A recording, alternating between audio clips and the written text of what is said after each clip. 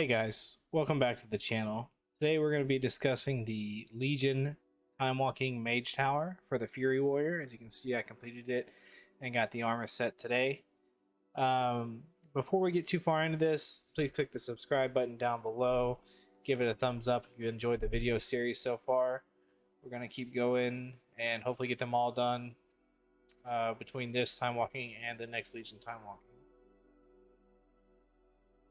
Alright, so let's go ahead and get started here. First thing we're going to look at is talents. We're going to go over talents, consumables, gear, and macros, same as usual. So the first thing we're going to do is talk about the talents here. We got fresh meat as our first talent. This just makes it to where Bloodthirst always enrages if it's used against a new target, and it has a 15% chance to enrage if it's used against the same target. Next here, we're going to use Impeding Victory because it does a major heal that is very detrimental during the fight. You'll see as whenever we go to the encounter. We could have taken double time, but there were very few opportunities that would have been useful. So Impeding Victory is a much better choice. We're going to take Massacre. Execute's not usable on targets below 35% health, and its cooldown is reduced by 1.5 seconds. Makes your execute phase bigger and better. Nothing in this row really compares. So, on to the next talent. We're going to take War Paint here. Excuse me. Bounding Strike could have been taken for the leap and slow on the ads, but didn't really feel necessary. And War Paint was just, it has a high uptime, so throughout the encounter, this was better overall. Next row, we got Cruelty. While in Rage, Raging Blow deals 20% more damage, has 30% chance to instantly reset its own cooldown. That pairs extremely well with Fresh Meat, just like War Paint pairs extremely well with Fresh Meat. And neither of the other two in this tier are really as good as Cruelty. Next here we got Bladestorm. Everybody knows what Bladestorm is.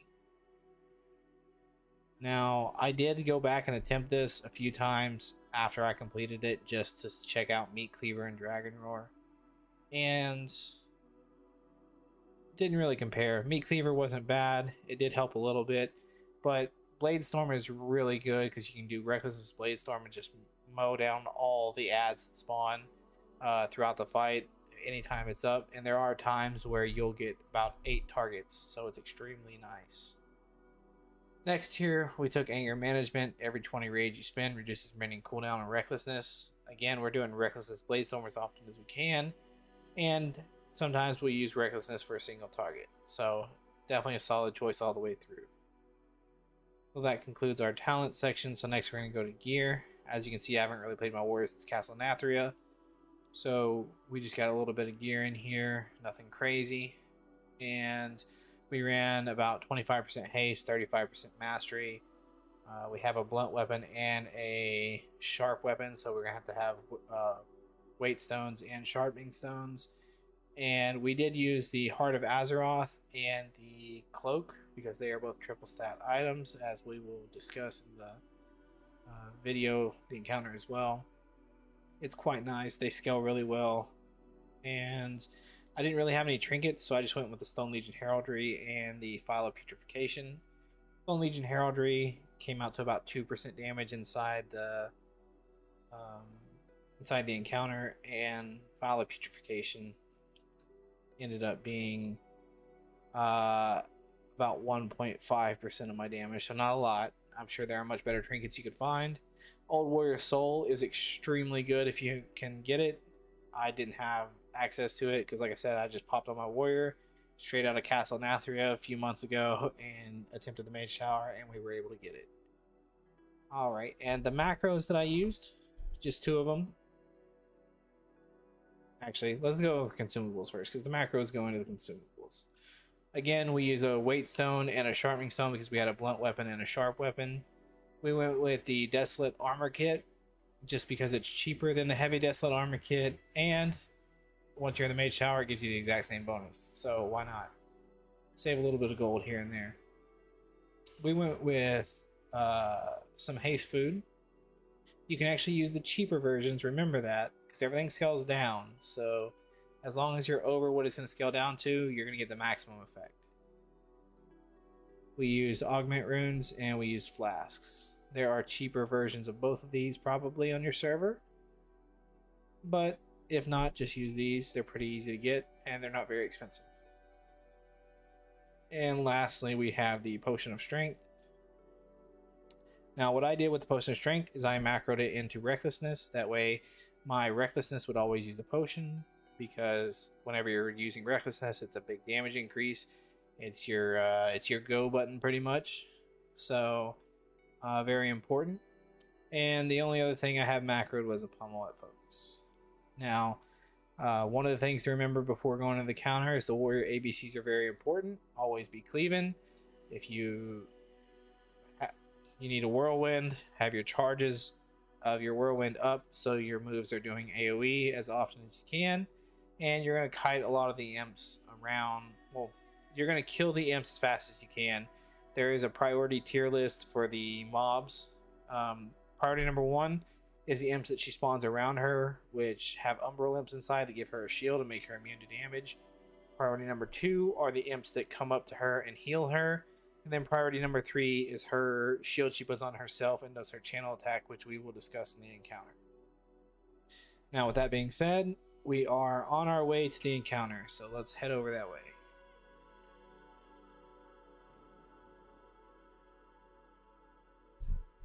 Alright guys, let's go ahead and get the encounter started here. I'm going to start the encounter off, make sure we battle shout. I forgot that on one try. Just not used to play my warrior, it's been a long time. As you can see, I haven't really played him since Castle Nathria. You can also see I'm using the Corruption Cloak and the Heart of Azeroth now because it has triple secondary stat on both. That's pretty much the only reason. You can see that my trinkets aren't very good. And we need to make sure we have both of our weapons buffed with weight stones and sharpening stones. We need to make sure we have our food. And lastly, we need to make sure we have our augment rune. Alright, we're going to start the fight off with a Recklessness Bladestorm on the 3 adds, and then we're going to cleave down whatever's remaining. Just do our normal single target rotation once they die, and we're going to look in the back for the imp servants. We're going to leap, we're going to shout Piercing Howl to slow them, and we are going to just whittle them down.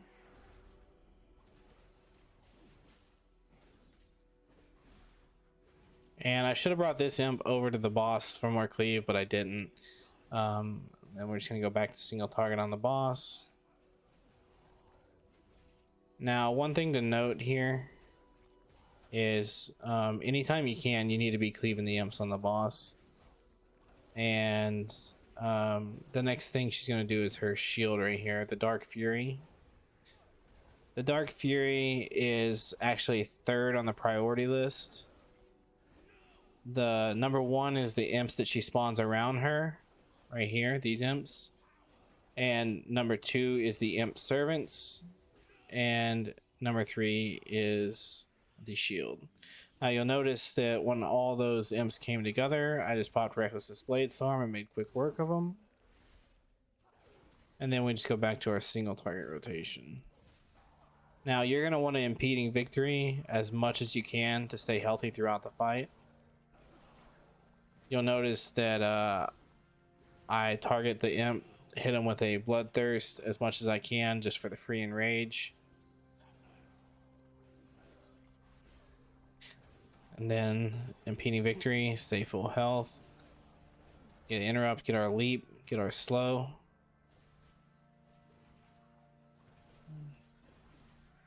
Charge hamstring the second one. Go ahead and kill this one, execute it, and then back to the boss for single target. I've got our Recklessness execute, our Recklessness Bladestorm here.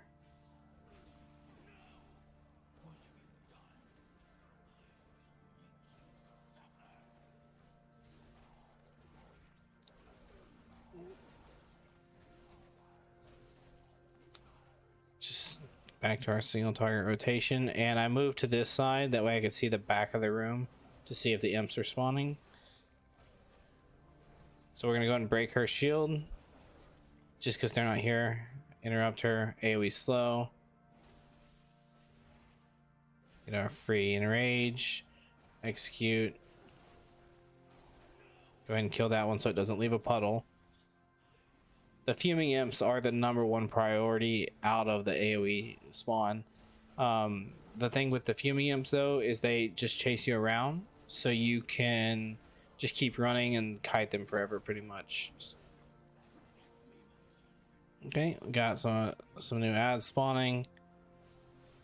Go ahead and whirlwind or blade storm those down. Sorry, impeding victory here to heal up.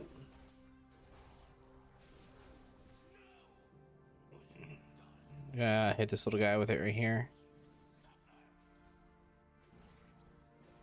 And we're going to charge hamstring. Execute. Didn't even get to her. That's good. We're going to go ahead and impeding victory back to full health. You can see how much that heals for. It's monstrous. And this is the phase. Now we go to phase 2, where she's going to be up top.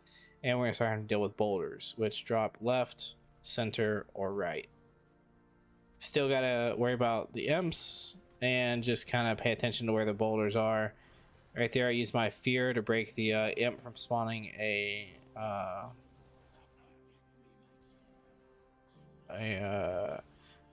fuming zone, I guess is what we'll call it. Pretty much just an AoE zone that is bad. Go ahead and commit Blade Storm here, work on those imps. You see how much that healed me right there too.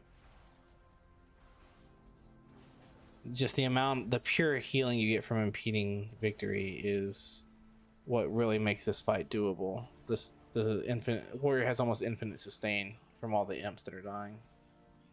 Right there, healed me for about 60%. And I committed my interrupt to the guys that were healing her, so I do not have the ability to interrupt her right now. So we're just sitting here going through our single target rotation, waiting on it to come back up. And I messed up right there. I didn't notice that the ads had spawned. I was a little worried about my health from the previous little bit where I didn't switch to the imps fast enough. But all right, now we got these imps back out. We're gonna go ahead and heal up off of them, and that's the plague zone that I missed. So I think I get hit by a boulder here in a second as well. You'll notice I'm trying to stay as healthy as I can, because I know it's getting really dangerous. And there's the boulder, and I almost died. And I went ahead and committed my recklessness and killed imps as fast as I could. That way I could get the charge of impeding victory, and got about an 80% heal off of one of them.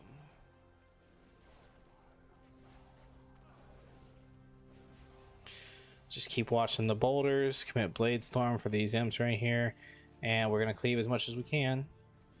And you'll notice I haven't really gotten her down much. This is fin transition. Now she's going to go to the bottom. Again, it was just bad play on my part, but luckily I'm playing a Fury Warrior and I have a lot of sustain. So we're going to work on her, try to get her to the execute phase. That way our damage will increase. Okay, remember fuming imps are our priority. Use a fear to stop the plague zone if you have to. Got a few crits right there on that one. That was quite nice. Notice I am bloodthirsting a new target for the fresh meat. That way I get the guaranteed enrage.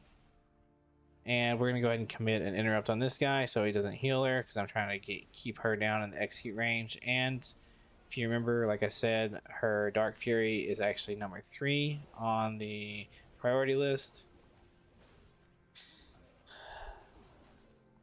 Now, you'll notice she has a stacking buff on her. It looks like the imp icon. Every time she spawns imps, she gains a percentage of increased damage. And as the fight goes on, the Dark Fury damage does go up. But as long as you're not waiting longer than 15 seconds, which is the time it takes your interrupt to come back up, then you're going to be perfectly fine. And you need to commit, you don't need to, but you can commit a lot of healing through impeding victory, and you can stagger your imp kills if you need to. We got a fuming imp coming towards us. We're just going to leap past him and get back on the boss, since she's now in execute range, and we're going to start pumping some execute damage into her. Like I said, this is the fast part of the fight. As soon as she hits execute range, go ahead and pop Recklessness, just get some more execute damage to make up for some of the single target we missed when I messed up on the imps earlier. Now, you have to remember their channel on her doesn't start healing her a lot right away. So it's not a problem for us to go ahead and just work them down. I got a Plague Zone going out. Go ahead and commit Blade Storm because we had some imp spawn on us. Kill this guy, charge away from the boulder. I got lucky with the positioning on the imp there. Clean this up and then go back to some single target damage. And she's gonna change sides again. We're gonna leap down. Now this is one of the spots where double time would have been nice because I would have had an extra charge. And I'm sorry, I'm having some video lag today. Probably just because it's hot outside for some reason. Go ahead and slow them, clean them up. And again, one of the most important parts of this fight is to remember your warrior ABCs. To always be cleaving. You need to focus on imps. Number one, do not tunnel the boss. Get what you can on the imps, make sure you're clean, and then you go back to the single target on the boss. Do not try to sit there and burn the boss. You'll notice that she's going to transition one more time back up top here.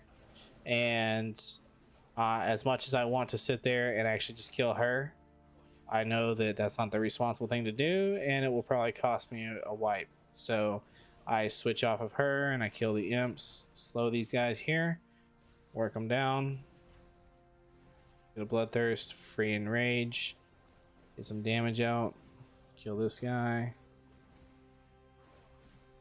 and then back to the boss. Now again, I was really slow because I had a hiccup at the first top transition, so she's going to transition again. And we're just gonna take our time running up there. You can spell reflect shadow stab, so we're gonna go ahead and reflect the next one just to save ourselves some damage. No reason not to. And we are gonna break this shield and do what we can. Oh, she's got an imp spawning. Blade Storm.